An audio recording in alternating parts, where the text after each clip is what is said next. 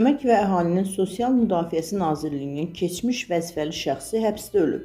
Konkret AZ, Qafqazinfo AZ-a istinadən xəbər verir ki, hadisə penitensiar xidmətin Şəkidə yerləşən qarışıq tipli cəzaçəkmə müəssisəsində qeydə alınıb.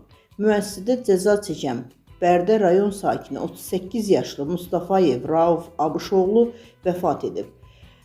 Mustafayev Əmək və Əhalinin Sosial Müdafiəsi Nazirliyinin 18 saylı ərazi məşğulluq mərkəzinin sabiq baş mühasibə olub.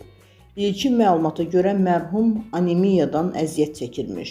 Qeyd edək ki, o, Cinayət Məcəlləsinin 308 və 179.3.2-ci maddələri ilə təqsirli bilinərək 7 il müddətinə həbs edilmişdi. Araşdırmalar zamanı baş müəssisənin elektron sistemə saxta məlumatlar daxil etməkdə 90.000 manata yaxın pul mənimsəməsi müəyyən edilib.